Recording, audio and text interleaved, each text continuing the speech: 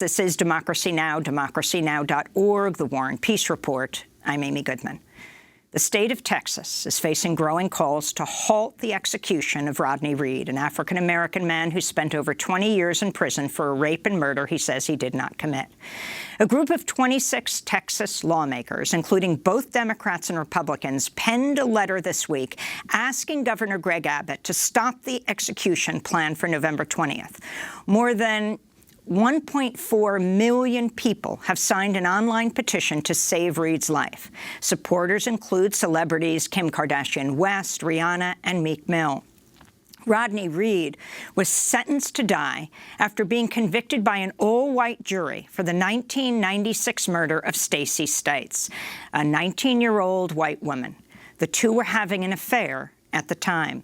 But substantial evidence has since emerged implicating Stites' fiancé, a white police officer named Jimmy Fennell, who was later jailed on kidnapping and rape charges in another case. In a major development, a man who spent time in jail with Fennell signed an affidavit last month asserting that Fennell had admitted in prison he killed his fiancée because she was having an affair with a black man. Later in the show, we'll be joined by Rodney Reed's brother and sister-in-law. But first, let's turn to the documentary, A Plea for Justice, made by Filmmakers for Justice. Bastrop County Sheriff says they found the body of a woman along the dirt road of 1441. Now, let me tell you, this morning, 19-year-old Stacey Lee Stites was reported missing and never arrived at work. In 2006, a small documentary film team helped expose how an innocent man ended up on Texas's death row. But my personal opinion when I heard that she had been killed was that Fennell had done it immediately. And I know a number of people around here that felt the same way. It soon became apparent that the case against Rodney Reed was not just a small-town affair. And I believe the state knew about it. I believe the district attorney for Bastrop knew about it. I believe the Sheriff's Department knew about it, and I believe the Bastrop Police Department knew about it. And I do believe they covered that up. They did not want a fellow officer implicated. In the past 13 years, the evidence has continued to mount in favor of Rodney Reed's innocence. A Georgetown police sergeant is spending the night behind bars. Jimmy Fennell, Jr. is accused of sexually assaulting a woman he detained. His guilty pleas today could play a major role in the appeal process of convicted murderer Rodney Reed. Key witnesses have recanted crucial testimony. Did Roberto Bayardo make missteps that hindered justice in some of the most high-profile crimes? A man within days of execution now awaiting word of an appeal after Bayardo clarified his conclusions on when that woman died. Key law enforcement officials who oversaw the initial investigation have been charged and convicted for their own misconduct. The man who oversaw the Reed investigation, Bastrop Sheriff Richard Hernandez, who also turned out to be a dirty cop and pled guilty to 6 felonies. And critical scientific medical evidence has been discovered that essentially exonerates Rodney Reed. She had been face down for 5 or more hours in one position before she was turned over to the new position. She was dead around midnight. She was already dead. Yet instead of exonerating Reed or even retrying him under fair conditions, the Texas courts have decided to set a November 20th execution date for this year. An excerpt from A Plea for Justice about the Rodney Reed case. Last month, the popular daytime TV host Dr. Phil aired an interview he did with Rodney Reed on death row. If you have a message to say, what is it? I am absolutely innocent of this case. I absolutely had nothing to do with Stacey's death. I want to be a father to my kids. I want to be a grandfather to my grandchildren. I want to be able to be the son to look after my mother and the brother to my brothers. I want to be a part of my family and my friend's life. And to be very clear, did you rape and murder Stacey Stites? No, I absolutely did not. No. You had nothing to do with it at all? Nothing to do with Stacey's death. I wasn't with her that night. I had absolutely nothing to do with her death.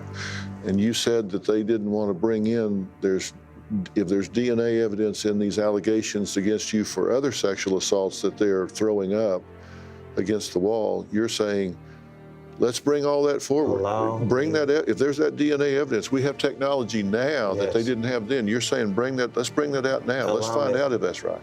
Let's test it. Don't fault me for anything that you have done. Rodney Reed speaking on the Dr. Phil show ahead of his execution scheduled for November 20th. Well, I recently sat down with Rodney Reed's brother and sister-in-law, who we'll hear from later in the show. They recently came to our studio along with Bryce Benjet, a senior attorney at the Innocence Project. I began by asking Bryce Benjet to lay out the story. Stacey Stites was found murdered on the afternoon of April 23rd, and her fiancé, Jimmy Fennell, claimed that she was murdered while on her way to work that morning. Like at 3 in the morning? Yeah, roughly 3 o'clock in the morning. And the state theorized that Rodney Reed had somehow abducted her while she was on her way to work, kidnapped her, took her out to a remote location, sexually assaulted her, and murdered her. And the state's case really rested on 2 pillars. One was forensic science. They had 3 experts who claimed that the presence of a small amount of Rodney's semen was evidence that he had sexually assaulted Ms. Stites at around the time that she was murdered. And they relied on Jimmy Fennell to establish this timeline and to establish that they were a happy couple in which Ms. Stites would not be having an affair with Mr. Reed. Meanwhile, at the trial, Mr. Reed presented some evidence to witnesses who said that they did know about this affair. In fact, his unprepared lawyers had access to other witnesses, but they went uninvestigated and not presented. And so over the 2 decades that we've been working on this case, every aspect of the state's proof has essentially evaporated. The forensic experts who the state relied on have all recanted their testimony. Explain. So the forensic pathologist, Roberto Bayardo, who did the autopsy, he established the time frame of this 3 o'clock murder, and he said that the semen was fresh, therefore had to be related to the murder. That was backed up by a forensic serologist from the DNA lab, as well as a DPS, Texas DPS crime scene technician. None of DPS that was true, means? Texas Department of Public Safety. And so none of this theory was true. They told the jury that these small amount of sperm could not have been there for more than 24 hours after they were found. In fact, that number is 72. And when we went back and talked to Roberto Bayardo, who was the key witness for the state about this theory, he retracted his entire testimony. He said that the state should not have relied on his estimation of the time of death and should not have relied on his statements about the semen. And in fact, he said that the evidence suggested that there was consensual sex between Rodney and Stacey the day before, which is exactly what Rodney has said all along to his lawyers at a bond hearing where Rodney's mother testified about the relationship, and at the trial. And so we really have a situation where every aspect of the state's proof has been negated, but that's not all. The state, for months, investigated Jimmy Fennell as this prime suspect in the murder. And this was even before... This is Stacey's fiancé and cop. He's a cop. So local law enforcement officer Jimmy Fennell, who's engaged to Stacey Stites, was the prime suspect for months. They knew it was not Fennell's semen in the body, but they still believed that he was a suspect. He was actively interrogated, and after he failed a second polygraph test on facts about the murder, he invoked his right to silence and refused to cooperate. That investigation, however, stopped after Mr. Reed's semen was identified. And suddenly, Jimmy Fennell was no longer their suspect, and Rodney Reed. Jimmy Fennell was no longer their suspect, and Rodney Reed was prosecuted and then ultimately sentenced to death. And so the alternative theory of what happened with the rookie cop, Jimmy Fennell, the fiancé of Stacey Stites, was what happened that night. Well, and so every piece of evidence that we've found over the course of 20 years now points to Jimmy Fennell. It points to the fact that the law enforcement officers investigating this case who suspected Fennell were right. When you look at Fennell's background, he had a history of excessive force even prior to the murder. His girlfriend, right after the murder, described him as emotionally abusive, virulently racist, and he's white and Rodney Reed is black. Yes. And so the idea of an interracial relationship would not be something he would like. And didn't someone quote Stacey as saying that he told her he would kill her if she was ever unfaithful? Yes. In fact, that's something we've heard from several witnesses now. And as we've looked into this case, we've always suspected things about Jimmy Fennell from the beginning. I took this case in 2002. And lo and behold, several years later, I pick up the newspaper and we find out that Jimmy Fennell had been arrested. And ultimately, he was prosecuted and pled guilty to crimes related to kidnapping and raping a woman while he was on patrol. And when the Texas Department of Public Safety investigated Jimmy Fennell, they found that this was not a one-off incident, that there was a pattern going back years. And so here we have the defense, which was woefully unprepared, did not have the time to present a case, and now we know everything about that defense. Everything that Rodney Reed was saying has, in fact, been shown to be true. Bryce Benjet, senior attorney at the Innocence Project, his client Rodney Reed is scheduled to be executed by the state of Texas November 20th for a murder and rape he says he did not commit. Growing evidence shows Reed was framed as part of a cover-up to protect a white police officer, Jimmy Fennell, who killed his own fiancée, Stacey Stites. More than 1.4 million people have signed an online petition to save Reed's life. I recently sat down with two members of Rodney Reed's family, his brother Rodrick Reed and his sister-in-law, Uwana Akpan, as well as Rodney Reed's attorney, Bryce Benjet of the Innocence Project. I asked Rodrick Reed how it felt to have his brother face the death penalty all these years. Well, it's been real hard, It's like they got a piece of us down there on death row as well, It's stressful. It's, I don't know if words can describe it when you know your brother is innocent of something and then you have to leave him in a place where they're trying to kill him, you know what I mean? That's a stressful thing. And I try to do all that I can do to keep a positive mind about the situation, try to keep him positive and everything. And God is so amazing because when I go down there to try to lift him up, he's lifting us up. He's making us smile. He's encouraging us, you know what I mean?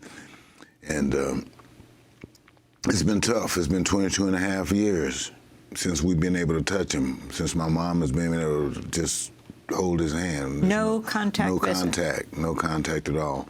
We haven't, no. And,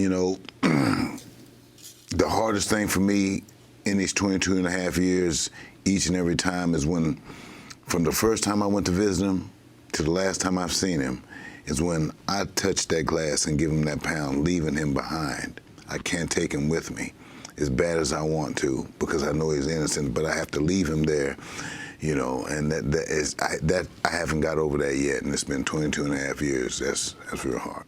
How is your mother coping with this? My mother, she's a strong lady. She's coping. She's, I've seen this age her. I've seen it, the age. She's aging, but at the same time, she's very strong. She's positive, and she holds on to her faith, And right now, she's very optimistic. She and I and the rest of the family believe Rodney's coming home. One of the things that are astounding is that it's not as if all the evidence has been destroyed. So how do you go back and recreate the situation? There is evidence waiting to be DNA tested in police custody. Yes. So why hasn't it been tested? I believe it hasn't been tested because they know what the test results will come out to. It will point at Jimmy Fennell, David Hall, Ed Samela, those guys' DNA are all over the scene. All of them are cops. And I believe that's the reason they haven't tested it. Honestly, that's just my opinion. And what is the evidence that you want DNA tested? And in whose custody is it? We have asked for DNA testing for years now from the Bastrop County District Attorney, which certainly has the power to release the evidence. We've offered to pay for that testing. What is the evidence? And so Stacey Stites was murdered. She was strangled with a belt. That belt was then separated into two pieces by the murderer, one left by the body, one left by the vehicle in which she was traveling, or alleged to have been traveling. And so obviously the murderer handled both pieces of that belt. That, at the time, was not the type of evidence that you could test and get DNA from the murderer because it was very early DNA technology. Today, we can test that belt. We can test areas of the clothing where she was dragged and find evidence of the murderer. And unfortunately, even though we've offered to pay for the testing, the state has refused. We've gone to court about this, and the Texas Court of Criminal Appeals has interpreted the DNA law in Texas to prohibit DNA testing of this type of evidence. Why? On what grounds? On what grounds are they citing? I can't really give a principled explanation for it, but essentially what they have said, the Court of Criminal Appeals has said, is we don't think that the legislature would want such an expansive right to DNA testing. And we've shown time and time again that that's just not true. Every time the Court of Criminal Appeals interprets the DNA law in a way that restricts access, we've gone to the legislature, and the legislature has expanded access. And so this is a situation where, I hate to say it, but the will of the people of Texas, that if we're going to have the death penalty, that we should make sure at least that the people that are subjected to that punishment are actually guilty. I want to go back 7 years to June of 2012. A federal magistrate judge denied an appeal by Rodney Reed based on what he called unreliable claims of his consensual relationship with Stacey Stites. One reason the judge cited was that all of the witnesses affirming the relationship were friends of Rodney's and not Stacey Stites. In this clip from the documentary series A Plea for Justice, filmmakers interview Alicia Slater, a friend and former co-worker of Stacey, who confirms her relationship with Rodney Reed. There was one instance where we were having lunch in the break room together, and it was just the two of us, and she pretty much was confiding in me. We were talking about her engagement ring, and I was like, oh, are you so excited to get married? And she said she really wasn't so excited to get married, and quickly followed that with saying that she was actually sleeping with a black guy named Rodney, and that she was, not sure what her fiance would do if he found out, and she had to be pretty careful about it. So she wasn't really excited about getting married because she was sleeping with a black dude named Rodney, she said. According to Rodney Reed's first lawyer, Jimmy Brown, there were multiple co-workers at Stacey's grocery store job who knew and witnessed a relationship between she and Rodney Reed. On everything that Rodney told me that happened, I was able to verify. In a 2015 affidavit, Jimmy Brown states when he returned to the store a week later, those same witnesses were unwilling to speak with him under a presumed threat from the Bastrop police. Witness intimidation and threat were two of the main reasons Rodney Reed's lawyers had difficulty establishing the relationship during the original trial. However, since then, 20 different people have come forward, giving their personal knowledge that the relationship indeed existed. So that's Alicia Slater, a friend and former co-worker of Stacey Stites, from the documentary A Plea for Justice. Bryce Benjet, talk about the significance of what she's saying and what court has heard what she had to say. So this has been a problem all along. There was, as I said, some evidence of the relationship at trial, but it wasn't believed, I think in large part because the state presented this invalid forensic science, making that relationship impossible. That's been recanted, so that should change the way you look at these things. But over the years, Alicia Slater and more people have come out who have no affiliation with the family and frankly just have information. And so this is the key that the federal courts denied. And when we've presented this new evidence to the state courts, they've refused to consider it. Who was the first lawyer? Jimmy Brown was the first lawyer who was hired by the family. Unfortunately, the family didn't have the resources to continue to retain him, so the court actually appointed a series of lawyers who did not really prepare the case. And unfortunately, there was a rush to trial here, so that the lawyers who ultimately tried the case had almost no time to prepare, and they were investigating, they were doing forensic testing, even while the trial was going on. And this is a death penalty case. Yes. And so a death penalty case often requires over a year of preparation. In this case, there was less than 2 months before these lawyers were actually working on the case, and then they started picking the jury. The allegation of witness tampering that came out in the documentary A Plea for Justice, what is that about? So we heard from the first lawyer who was hired by the Reed family, went out, and they talked to a number of witnesses who believed that there was a relationship. He comes back soon thereafter, and nobody will talk to him. And we've heard from the trial attorneys that as soon as that they would drive into town, they would pick up a police tail. So this idea of witness intimidation is in the record. This is not some speculation here. This was not a fair trial. And with everything we know now, no jury would end up convicting Rodney Reed. And so what we need is just a fair trial where everybody hears truthful evidence. They hear valid science. They hear all the facts.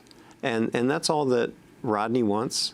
And we think that that's what justice requires. So let's now go to the renowned medical examiner Michael Baden, speaking during an evidentiary hearing in October 2017. And again, tell us who Baden is, just the significance of his stature. Sure. Michael Baden is essentially a legend of forensic pathology. He was involved in the reexamination of the murder of John F. Kennedy, of the Martin Luther King assassination, and is really the go-to forensic pathologist when the most important issues, in our country come up with regard to forensic pathology. And when was he on the stand? This was at an evidentiary hearing that was ordered based on suppressed exculpatory evidence that we discovered in 2017. So this is a clip from the documentary A Plea for Justice with Dr. Michael Baden. Usually the first question the police officer, the investigators, want to know is when did she die, because that will influence the investigation of whom to interview and who's telling the truth and who isn't. This is something that all medical examiners and coroners learn immediately, is that there's certain changes in the body that indicate how long somebody's been dead. In my opinion, to a reasonable degree of medical certainty, she was dead before midnight of the day, the next day that she was found. She was dead around midnight. She was already dead. So that's Dr. Michael Baden, and the significance of what he is saying and what you're calling for now. So what he's saying is that Rodney Reed's guilt, the state's theory of how this crime occurred, is medically and scientifically impossible. And the time of death is actually when Jimmy Fennell said that he was alone with Stacey Stites in their apartment. And this was significant because at that hearing, we also heard from Jimmy Fennell's best friend at the time, who was a Bastrop sheriff's officer, who Jimmy Fennell actually gave a different story about where he was during this critical time period of when Stacey was murdered. He claimed that he had actually gone out late that night and was drinking, and that he came home late at night and that Stacey left in the morning without him. And so what we have here is a completely different forensic picture that shows the time of death is at a time that Jimmy Fennell told the jury he was at home with Stacey Stites, and now does not even have a consistent story about. When we asked Jimmy Fennell about this at the hearing, he refused to testify and asserted his Fifth Amendment privilege not to incriminate himself. So Rodrick Reed, your brother Rodney, that night, why the time matters so much, where was he at that time?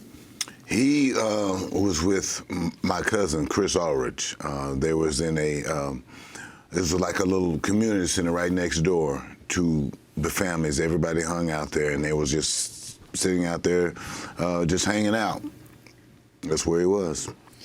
You're wearing a T-shirt that says "Face the Forensics," and it's a picture of Rodney. Hashtag Stop the Execution. Hashtag Test the DNA. Hashtag Free Rodney Reed now.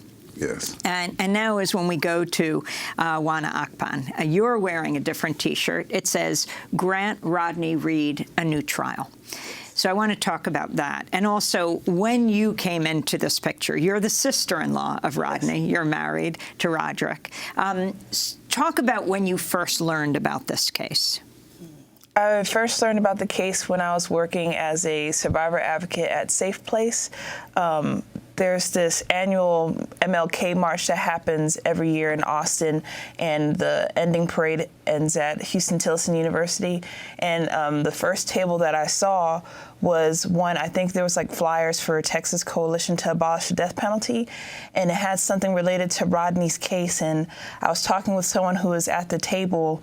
Basically, they invited me to come to an event about Rodney's case and everything. And when I got to the meeting, they talked about how there was DNA that hadn't been tested in his case. This was like right around his first execution date, the March 5th, 2015 one. And I thought it was crazy that they were trying to take this person's life and there was DNA that hadn't been tested that could prove that he didn't do the crime.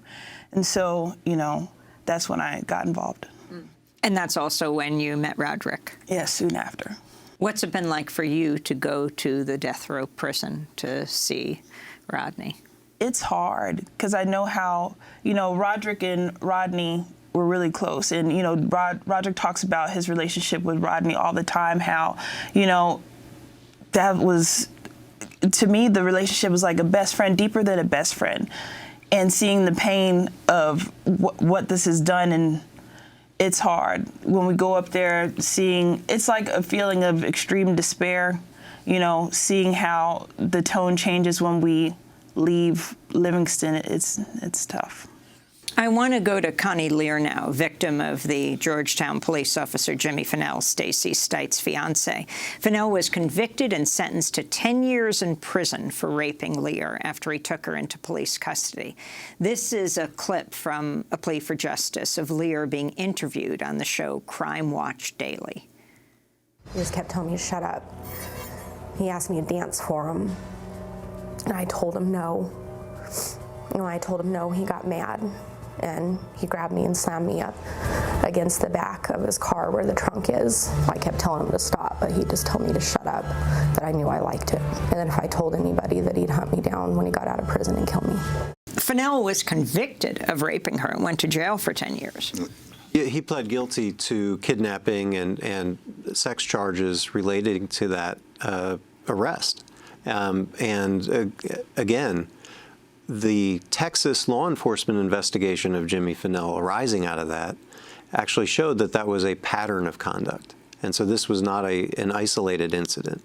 And so everything that the defense was saying to the jury, everything that we suspected when we first took this case, has proven to be true.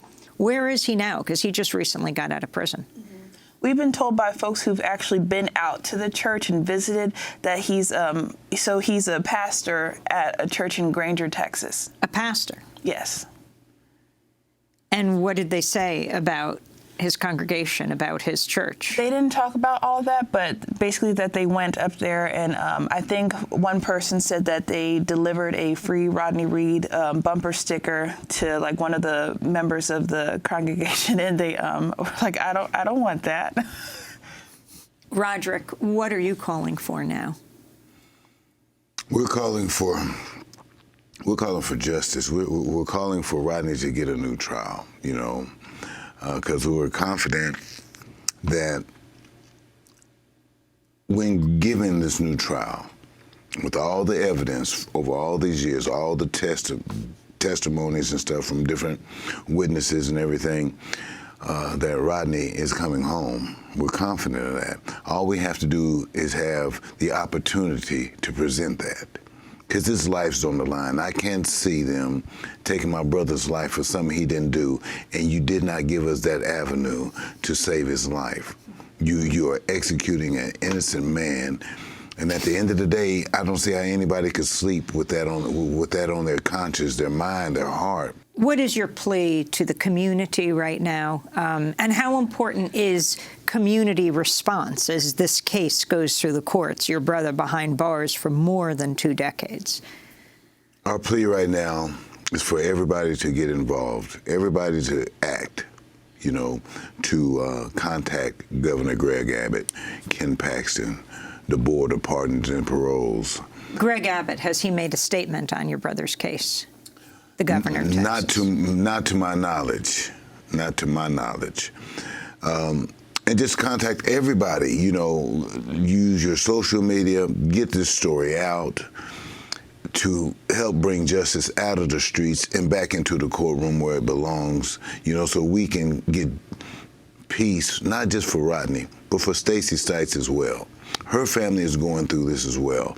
And I feel sorry for her family that they have to go through this. Do you know her family, and where do they stand on this? I know members of her family. There's members of her family, they wrote a letter to the governor asking back in 2015 for clemency for my brother because they believe Rodney did not commit this crime. And they said they believe Jimmy Fennell has gotten away with murder in this letter to the governor. And they wrote the same letter to Bastrop County District Attorney Brian Gertz. They're stating this. One of the family members was on the Dr. Phil show with us as well, sitting right beside me. And I had dinner with her that night, later that night, and she was telling me about, you know, how the family feels. They're torn. Their family is torn, so they're going through pain. My family's going through pain, and yet a murderer is still out there on the street, and my brother is locked up, and we are dealing with this fight every day. We wake up with it on our mind, we go to bed with it on our mind, and this has been going on far too long. As far as other people that have been executed on Texas death row and later found out to be innocent, you know, that's hard for me to hear, because, see, you can't undo that. You can't undo that. And especially you're trying to take his life and you haven't tested the murder weapon? You haven't called all the witnesses? Who does that? Where do they do that at? Apparently in Bastrop County, that's where it's taking place, and we've got to do something about it. That's Rodney Reed's brother, Rodrick Reed, Rodney's sister-in-law, Uwana Akpan, and his attorney, Bryce Benjet, of the Innocence Project. Rodney Reed is scheduled to be executed by the state of Texas November 20th for the murder of Stacey Stites in 1996. In late October, Reed's legal team filed an application for clemency with the Texas Board of Pardons and Paroles after a man revealed that Stacey Stites' fiancé, Jimmy Fennell, a white ex-police officer, had admitted to the murder while he was in prison for another crime. I want to end with the words of Rodney Reed speaking recently from death row to Dr. Phil. Do you have anger about this? Do you have, I mean, you've been 22 and a half years in here for something you say you didn't do. Something I didn't do. Are you angry about that? Initially, I was coming into prison, but then you have to let go of that anger. You can't live like that. I see it this way, that things that you have no control of, don't try to control the things you have no control of. You said you miss the simple things in life. What are those simple things that you miss? I mean, just being out and about, taking long walks, being able to see the moon, being able to try and count the stars. How long has it been since you've seen the moon, since you've seen the sky? Well, sometimes we got these little windows with these little slits where we can look out, and sometimes I'm looking out, you can't see them because of the angle that the building is. You know they're there. I know they're there, but you just can't see. That's Rodney Reed speaking to Dr. Phil on death row in Texas. Rodney Reed is scheduled to be executed by the state of Texas November 20th. When we come back, we look at election results from around the United States with John Nichols of The Nation. Stay with us.